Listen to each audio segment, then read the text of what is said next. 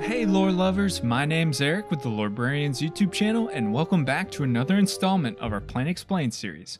This time we'll be discussing the Norse-inspired plane and centerpiece of the upcoming set, Kaldheim. Kaldheim is a vast and variable plane that supports 10 distinct and separate realms, suspended in the cosmos and connected to one another through the ever-present world tree. It's a plane of runes and ancient magic, of warrior heroes and epic sagas sung about their deeds, of breathtaking mountain landscapes and frigid seas, a plane of men and monsters, of dwarves and elves, of angels and demons, where magic and fable are woven into the fabric of its being. As with all of the Plane Explained series, our journey through Kaldheim will be split into two separate videos. The first, which will begin momentarily, is concerned with the characteristics of the plane, its nature, topography, denizens, and important locations. The second, which will be released next week, will cover the complete history and major storylines that transpire on the plane. But before we go any further, if notions of lore, storytelling, and world building leave you spellbound, or if Magic the Gathering is dear to your heart, consider subscribing to the channel where lore videos are uploaded regularly. Alright, time to grab our boots, winter cloaks, and toolkits as we prepare to explore the vast and mystic plane of Kaldheim. Let's dive in. The plane of Kaldheim is unlike most others in the multiverse, and it's actually made up of 10 different miniature planes or realms that swirl lazily around a supporting structure known as the World Tree. Like the shards of Litjara, these mini-planes spend most of their time isolated from another, but when they do overlap, the results can be devastating. The World Tree is the backbone of Kaldheim, acting as the lifeblood of the realms, a bridge that connects them, and a supportive lattice that allows the realms to travel along its branches. The World Tree is the first and oldest thing to come of the plane, and it drifts through the greater blind eternities of the multiverse, suspended and surrounded by an aurora-like ethereal substance collectively referred to as the cosmos. The cosmos can be likened to the night sky above. It is the space in between the realms, filled with stars and lights, and through it run the branches of the World Tree that connect the 10 realms to another. But the cosmos is not devoid of life, far from it. Animals, beasts, and creatures of dreams stalk the mists between realms. They come in myriad shapes and sizes, from the unimaginably large cosmos serpent Koma to the tiny squirrel Toski. They act as guardians of the World Tree, but they have been known to step into the 10 realms, often leaving destruction in their wake. For normal mortals, the cosmos is terribly difficult to navigate. Without powerful warding magic, protective runes, or gifts from the gods, an individual that enters the cosmos initially becomes disoriented, but that soon gives way to madness and death. Many are eaten by lurking cosmos monsters. Those that remain succumb to the sheer enormity of staring into the cosmos, a place no mortal mind can comprehend alone. It's not impossible to navigate the dangerous space between realms, and there are paths or trails that lead from one realm to another. These are called omen paths, and they are a brief but strong connection that links two realms together, and usually occurs as the realms drift closer to another in their random dance around the World Tree. Omen paths cut through the disorienting and debilitating space between realms, allowing individuals to cross over and back. Although most omen paths are temporary, powerful mages can maintain them or open new ones with great willpower. Omen paths offer a relatively easy and safe route between realms that doesn't rely on runes or gifts from the gods. But there is another way in which the creatures of the realms may come face to face, this one far more tumultuous. As the 10 realms drift through the cosmos, their paths occasionally intersect, leading to enormous collisions of worlds, known as Doomskars, illustrated in the card of the same name. Doomskars lead to violent upheaval as the realms overlap one another and often bring the inhabitants into violent, bitter conflict as they raid and wage war on one another. Fortunately, Doomskars are far less frequent than omen paths, although some discerning sages have discovered that their occurrence is increasing. The plane of Kaldheim is also host to a family of gods. These beings are not the truly divine and magnificently powerful gods of either Amonkhet or Theros. They lack indestructible as a keyword ability, they have far too volatile and human personalities, and they have been supplanted by others in the past. But they still have great power and evoke reverence or worship from those that witness them. The current gods are from a family known as the Skoti, and they came to power by overthrowing the old gods known as the Aenir. Each god represents an aspect of life, death, or the world, and they are masters of their domain. Each also carries a powerful artifact or is tied to a unique relic. The gods of Kaldheim are fickle, dispensing their own sense of justice in accordance with their whims. They also have the power to travel the cosmos, due largely to their consumption of the Cosmos Elixir, a powerful liquid distilled from the world tree itself by Iskaya, god of the tree. The Cosmos Elixir grants the gods much of their power and suffuses their skin, giving them a shimmer akin to the aurora of the cosmos. The gods of Kaldheim travel the realms seeking knowledge, gathering devotees, and granting gifts to the worthy. The Realms of Kaldheim, fruit of the world tree, float through the cosmos along the tree's supportive branches in a beautiful and sometimes dangerous dance, each a world in its own right, filled with unique peoples, creatures, and cultures. There are 10 known realms, each affiliated with a unique pairing of 2 colors of mana, and each with a unique creature or people that dominate its surface. We'll begin with the realm of Britigard. The realm of Britigard is the realm of humans, and it's deeply tied to white and green mana. It holds one massive continent surrounded by a chilling and perilous sea. Much of the continent is dominated by an expanse of rolling hills, fertile farmlands, and vibrant grazing pastures known as the Feldmark, where many human settlements and tribal halls dot the landscape. There are 5 clans of humans that call Britigard home, and even though the plane is green and white, each clan is associated with one of the 5 colors of mana. The plains of the Feldmark are controlled by the white-aligned Beskir clan. The Beskir seek peace, unity, and justice. They are the enforcers of the Code of the Clans, a special binding pact made between all 5 clans long ago that dictates the rules of their society.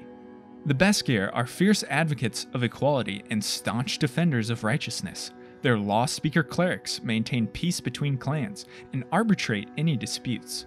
Beskir is ruled by 2 warrior women, Maja and Sigrid, that lead from the Beskir Hall. The Kurta Sea surrounds the continent, and it is known for its dangerous and inhospitable waters, where ships capsize, get lost at sea, or run afoul of giant sea creatures or cosmos monsters. It's not for the faint of heart, and is only navigable by captains that are members of the blue-aligned Omen Seekers clan. The Omen Seekers are headquartered at the Kurta Pillars, old rock formations along the coast covered in ancient ruins, but the clan is rarely present, choosing to spend most of its time charting the rough seas, learning about the cosmos, and exploring the unknown. Their search for enlightenment doesn't end at the edge of Britigard. The wizards of the Omen Seekers are more adept at locating and opening omen paths to other realms, and they frequently use them to add vast troves of knowledge to their clan's understanding. Many captains exchange information with the frost giants of Sirtland. Once each year, the Omen Seekers return to the Kurta Pillars and gather to share all they have learned. The most powerful wizard is a blind seer known as Inga Runide. Beyond the Feldmark, the continent is dominated by the massive snow-blanketed primordial forests of Aldergard, which supports the clan Kana, the Green-aligned clan. The Kana are shamanic and nomadic in nature. They are in tune with the forest and its creatures. It's an ancient Kana belief that the clan was cursed by a god long ago, doomed to remain in the Aldergard forever, unable to gain entry into the feasting halls of Starkheim.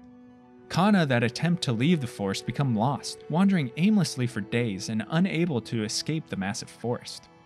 Those that do are dogged by freezing temperatures and heavy snows until they return to the forest. One day, they will remove their curse, find the path to Starkheim, and take vengeance upon the god that wronged them. Until then, they are led in their wanderings by Finn the Fangbearer, whose might is legendary. He emerged unscathed from a fight with the Cosmos Serpent itself and took one of its scales as a trophy. A permanent marshland exists in the center of the Aldergard, where snowmelt collects and creates a stagnant, brackish swamp. This region is known as the Skella Marsh, and it is the eponymous territory of the Black-aligned Skella clan raiders. The Skella are fierce warriors and vicious marauders, killing, pillaging, and enslaving as they descend like locusts on hapless villages. This clan is descended from outcasts, groups of people that forswore the code of the clans and broke their oaths. Now they live only for blood and tribute, and worship Varigoth, a demon of Emmerstorm that escaped and led the clan in brutal rampage. When they beat a village into submission, they use runic magic and erect scorn poles to sap the strength and will from their victims, making rebellion hopeless. This is highlighted in the art and flavor text of Village Rites. To the east, the dense forest of Aldergard gives way to the jagged and inhospitable peaks of the Tusk Mountains, where the red-aligned Tuskeri clan thrives. They live and hunt in the mountains, but descend to raid villages in the Feltmark. They are a boastful and braggart clan, seeking individual fame and glory as well as a good time. Tuskeri actively seek out over-the-top feats of strength and skill, believing their endeavors will be met with great ballads sung and epic poems recited, cementing them in history. To this end, they frequently travel to Axgard, where they recruit the dwarven Skald bards to create truly heroic stories. Though they don't have an organized hierarchy, the clan members respect Arni Brokenbrow's rule. The snowy realm of Sirtland is a world of constant geological turmoil inhabited by two races of fierce giants, locked in never-ending war. Sirtland is steeped in both red and blue mana, truly a realm of ice and fire where lava meets glacier and geological upheaval is common. Everything that inhabits this realm is huge, from trees to deer to the giants that rule here. The giants of the realm are separated into the larger and intelligent frost giants, and the smaller, reckless, and destructive fire giants. The frost giants are blue-aligned. They use their powers to maintain hold on the high ground and stable territory of the realm, while the fire giants are relegated to the volatile lowlands. The frost giants seek out runes and ancient magic and attempt to learn the secrets of the plane. They rarely partake in raids and often trade knowledge with the omen seekers of Britigard. They are slow to anger but can unleash devastating magic on those that have attacked them. The red-aligned fire giants detest the frost giants for their cold manipulation and stoicism. They live for combat and destruction and actively partake in raids, especially during Doomskars. They hurl massive boulders and fireballs on unsuspecting enemies. The violent relationship between frost and fire giants is showcased in the saga, Battle of Frost and Fire. The blue and green world of Litjara is a mysterious realm of lakes and pine forests, acting as home to an equally enigmatic race of shapeshifters. Litjara is a world of questions without answers, a world suffused with ever-present fog to disguise and disorient. It seems reality itself is as malleable as the changelings that live here. Not much is known about the shapeshifters, but they appear to be curious about the realms and the lives of other beings, rarely lashing out in violence. From the flavor text of Masks of Litjara, it seems as though shapeshifters are born from the waters of the Mirror Lake. Soon after, however, they are filled with a wanderlust to explore the other realms of Kaldheim. The line that divides the realms for the cosmos is far thinner in Litjara, which allows the shapeshifters to travel easier and explore. Conversely, it allows inhabitants of other realms to enter more easily. However, the ever-shifting landscape often traps them. The Pentafjord Lake is a five-fingered body of water that looks similar to a massive hand. It's a remnant of when the Aenir shaped the realm, and when their time has come, all shapeshifters return to Litjara and join themselves with the essence of the Pentafjord. The changelings are divided into the green-aligned gladewalkers that prefer the forms of land dwellers and the blue-aligned covewalkers that often take the forms of sea dwellers. Most inhabitants of the realms don't understand the shapeshifters and distrust them greatly. They believe the changelings are made of the essence of the cosmos, which grants them the ability to walk the realms, regardless of omen paths or doomskars.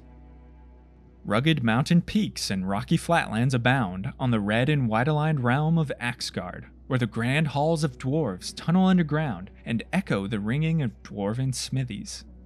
Not much exists on the surface of Axgard besides migratory grazers and pack animals, but as one approaches the foot of the mountains, they can make out the distant rattle of subterranean industry. 8 massive and ornate golden doors carved into the mountains mark the entrance into the underground city of 8 Doors. where generations of dwarves toil away, crafting exquisite weapons in forges and reciting epic tales of heroism in feast halls. The doors to the city are reputed to be impenetrable, and no raiding force, not even demons, has been able to knock them open. What lies on the other side is an extensive network of vaulted tunnels and arched chambers, elaborately gilded, that contain much of Kaldheim's dwarvish population. All across the realms, dwarves are known for their superior metal crafting and story crafting. Artisans spend the first 100 years of their lives crafting their masterpiece, and when it is finished, they name themselves after it. But dwarves are also master storytellers. They're oratory clerics, known as skalds, weave awesome tales and speak of unrivaled sagas for days on end in competition with one another. This is highlighted in the card Showdown of the Skalds. Skalds are responsible for maintaining dwarvish history through oral tradition, and their stories of the past inspire heroes of the future. Dwarves are centered in both community and passion, rarely coming out of their tunnels, but when provoked, their warriors are among the most implacable. Sulphurous columns of smoke drifting up from toxic calderas choke the very air. Lava erupting from volcanoes to burn through rocky crags. Bolts of lightning crisscrossing the sky, igniting the clouds. The water itself catching fire.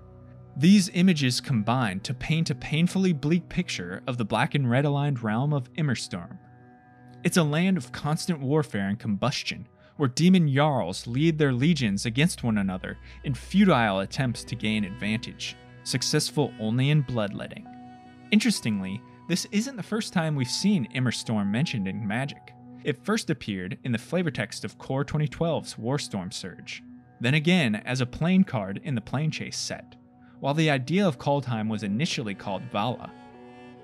This hellish land has been sealed away from the rest of Kaldheim through powerful runic wards set by gods long ago, but the bonds are weakening and many demons break free to wreak havoc on the other realms.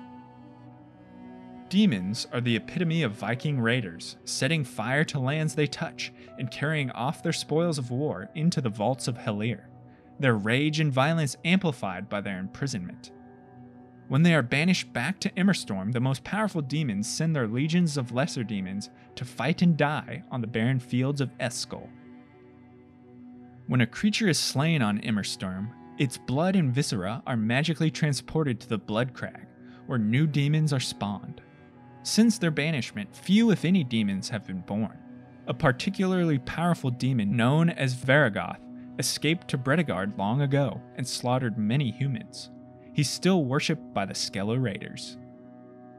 In contrast to the hot and violent climate of Emmerstorm, the mist-shrouded realm of Istval is quiet and serene. Istval is aligned with blue and white mana, and the realm sits at the base of the World Tree, whose roots and large trunk can be seen in the sky. Istval has a chilling air about it. It's where most people go after their death, spending eternity as spirits. The unending fog mutes all colors, sounds, emotions, and memories, as the spirits of the dead are doomed to wander aimlessly in imitation of their former lives. Those who died as cowards or were otherwise barred entry into Starkheim are banished to Istval. A massive 100-foot wall surrounds the City of Ghosts at the base of the World Tree, likely erected millennia ago to protect the young sapling. The only way into or out of Istval is across an expansive bridge and through the gates of Istval. Egon, the god of death, lays claim to this realm, although the entire god hall has recently been moved here by the trickster god Valki. Though the spirits are devoid of passions, they retain their memory and skills and can become a mighty fighting force for those powerful enough to rouse them.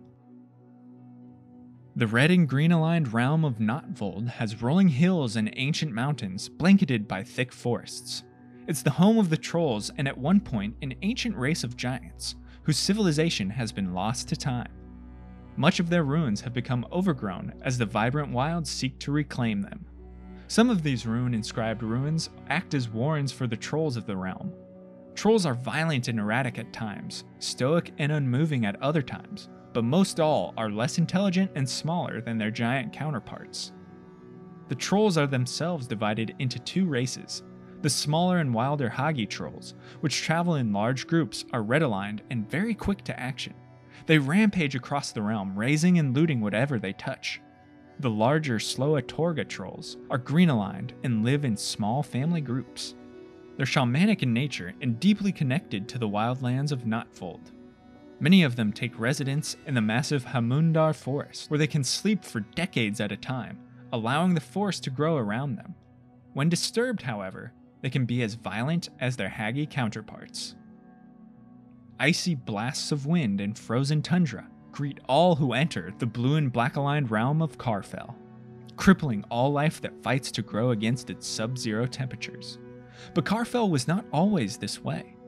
Once it was a glorious and mythical realm, famed for its high kings and queens that ruled over powerful kingdoms and flaunted their wealthy status over the other realms. But long ago a pact was made with a god, and the great kingdoms came crumbling down as the climate cooled, highlighted in the card King Narfi's betrayal. All that remains of their cities are ice-covered ruins, and the only creatures that stir are the undead Draugr. Draugr are the zombies of Kaldheim, and they are the last remnant of the ancient and prosperous civilization. The Draugr retain the skills they had in life, and also the self-interest that drives all who reside in Carfell, a desire to accrue wealth and power using any means necessary. Draugr hierarchy is much like it was in life. Soldiers and warriors are led by their jarls, who are themselves sworn to Narfi, the last High King of the realm, who holds court in the port city of Marn. When a Doomscar or Omen Path is opened to King Narfi, he calls upon his undead army, known as the Dreadmarn, to raid, pillage, and add to their vast treasure troves stored in the Brine Barrow. Races and creatures that fall to the Dreadmarn are raised as undead, bolstering the ranks of the Draugr. The remote mountain stronghold of Skybreen is the last vestige of life on Carfell, where hardy barbarian tribes brave the elements and resist the undead. Massive trees shoot up from the earth to form dense, shade-covered forests that block out much of the sun's rays on the black and green-aligned realm of Skamfar. The thick vegetation merges seamlessly with peaty bogs, giving air the smell of fresh life intertwined with decay. Skamfar is home to the Elves of Kaldheim, which are further divided into the green-aligned Wood Elves and the black-aligned Shadow Elves. The Elves of Skamfar are descendants of the Aenir, the Old Gods, and harbor powerful grudges against the Skoti, who use treachery and subterfuge to usurp them. In fact, they used to be one race until the power of the Skoti split them in two, or so the legend goes. Although they are descendants of the Old Gods, their power is greatly diminished. The last of the Aenir were imprisoned in 7 Jaspera trees, and the elves revere these trees, believing the spirits of the Aenir remain trapped in their trees. Winding tunnels larger than 10 men twist and turn through all of Skamfar, remnants of Koma the Cosmic Serpent's travels. The elves worship the Cosmic Serpent and share a deep connection to it and the World Tree, and we can see many cards depicting Koma in some fashion. Lithe and skilled in combat, elves are adept assassins, shamans, and warriors. They build their cities within and against the large trees that dominate the landscape. Jormund is the largest city, built when the Aenir were gods, with Harthal acting as the seat of King Harald. Harald is the brother of Planeswalker Tyvar Kell, and uniter of the Wood and Shadow Elves. He has brought his two people together once more, binding them through their shared desire to destroy the Skoti and reinstate themselves as the gods of all Kaldheim. The last of the 10 realms sits at the top of the World Tree, and its lights can be seen across the known worlds. It is the black and white-aligned realm of Starkheim. Starkheim sits opposite of Istval in both location and purpose. It serves as the final destination for those who have died seeking glory or gaining courage. The worthy souls of Kaldheim forever feast in the great halls of Starkheim. Entrance into Starkheim is granted by the Valkyrie, winged angels that travel through the cosmos and across the realms to judge both living and dead. Valkyries were born at the beginning of time and hold no allegiance to the gods. In fact, they judge the gods themselves when their time comes. Valkyries exist as white-aligned shepherds who are drawn to the worthy and courageous, and black-aligned reapers who seek out the cowardly and depraved. They travel in pairs to judge the souls of Kaldheim, and both must agree before passing final judgment. A hero is met by a shepherd upon death to join them in Starkheim, while a reaper may seek out a coward and kill them, then banish their soul to Istval. They rarely join mortals or gods in battle, except when the situation is particularly dire or important, but they readily descend to confront demons who are anathema to the Valkyrie. This is illustrated in the cards Starkheim Unleashed and Rampage of the Valkyries. New angels are birthed from Valkmir, a glassy lake in Starkheim made of the blood of the first Valkyrie. They patrol the cosmos and the realms, protecting the world tree and judging the souls of both living and dead. Our travels have taken us across the cosmos and along the branches of the great world tree. From the burning lands of Emmerstorm to the misty lakes of Litjara, we have learned of both the realms of Kaldheim and the races that dwell within. But this is merely the beginning. Old grudges are boiling and new hostilities are manifesting.